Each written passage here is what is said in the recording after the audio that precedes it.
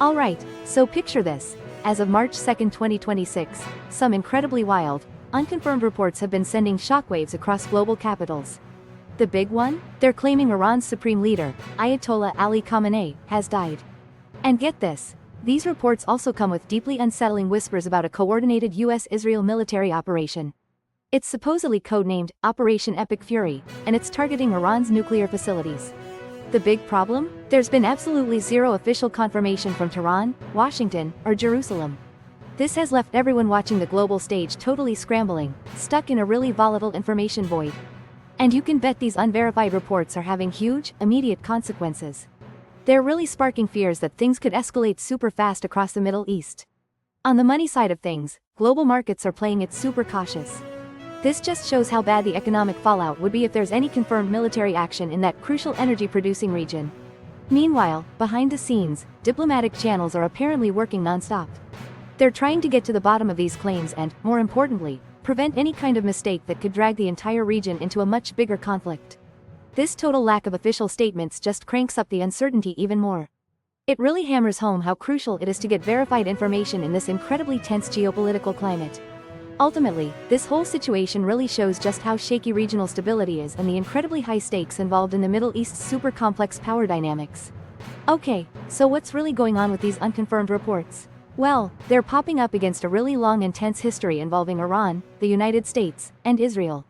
For decades, Iran's nuclear program has been a huge sticking point. Western countries have been super worried it could be used to build weapons, even though Tehran always insists it's just for peaceful purposes. And all this has led to a never-ending cycle of sanctions, diplomatic deadlocks, and secret operations. Now, if these unverified reports are true, and we're looking at a direct military fight, that would be a huge shift from the usual shadow wars and proxy battles that have defined this rivalry for so long. We've seen things like attacks on shipping in the Gulf and drone strikes before, and those have often pushed the region right to the edge of a bigger conflict. But if the US and Israel were truly involved in a coordinated strike against Iran, as alleged, that's a massive and really dangerous escalation. It could absolutely cross red lines, potentially sparking retaliation like we've never seen before. The Middle East is a really tangled mess of alliances and enemies, so any big military move could quickly pull in a bunch of other regional and international players, making the whole thing blow up way beyond the original targets. Okay, so if these unconfirmed reports about military action actually turn out to be true, things could get really dicey, really fast, for the global economy and security. A major hotspot everyone's eyes are on is the Strait of Hormuz. I mean, a massive chunk of the world's oil supply passes right through that critical waterway. Now, if that vital waterway gets disrupted or blocked, and hey, Iran has threatened to do exactly that in the past as a way to hit back, you'd see global oil prices absolutely skyrocket. We're talking a catastrophic surge that could easily spark a worldwide economic recession. And the ripple effects wouldn't just stop at energy markets, oh no. We'd see massive impacts on supply chains, trade routes, and investor confidence across pretty much every sector. Meanwhile, military strategists are also seriously looking at the chances of Iran hitting back. We're talking potential missile strikes from their Islamic Revolutionary Guard Corps, the IRGC, possibly aimed at US military bases in the Gulf, or even targeting allied countries in the region. And you know, with significant naval assets like the USS Abraham Lincoln Carrier Strike Group already in the vicinity, that whole area would become a major flashpoint, signaling everyone is on heightened readiness for a potential fight. Because, let's be real, whenever military hostilities escalate, there's always that huge risk of things just spiraling completely out of control. We're talking about localized strikes potentially blowing up into a massive regional conflict with enormous global implications. Alright, here's how you might hear that explained on a news channel or a YouTube breakdown. So, if Ayatollah Ali Khamenei were to pass away, as some unconfirmed reports suggest, the question of who takes over would instantly become super important for Iran's political stability.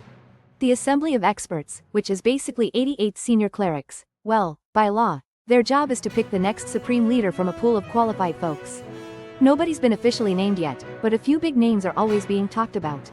Some reports have even thrown out the name Masoud Pezeshkian as a possible temporary leader, even though he's just a member of parliament right now. This just goes to show how up in the air and unpredictable things can get during a crisis transition like this.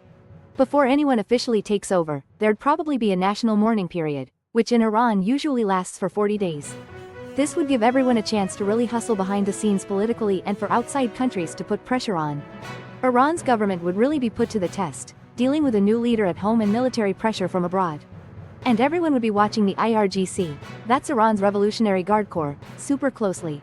They've got a huge amount of sway in both politics and the military, so they could really shape where the country goes next. These unconfirmed events, their seriousness has really lit up global concerns about a potential World War III situation. It just highlights how everything's connected when it comes to worldwide safety. Countries across the globe are keeping a super close eye on how things are developing. And the major powers? They're basically telling all sides to really cool it and find ways to talk things out instead. Take countries like India, for example, who have these super complex and really important economic connections with Iran. They'd face some seriously big geopolitical and economic challenges. If things in the Middle East really escalate, it could totally mess with energy imports, block off crucial trade routes, and destabilize regional security, affecting millions of lives. And global markets? They're already super sensitive to geopolitical instability, so they'd likely go absolutely wild. That's just investors freaking out about the massive economic fallout from a big conflict. Ultimately, the international community's main goal is still to stop things from spiraling into a wider war. They're all stressing that talking and cooling things down are the only way to move forward. But with these reports still unverified, getting the real facts and engaging in diplomatic talks has never been more crucial. It's the only way to avoid a potential crisis that could truly impact the entire world.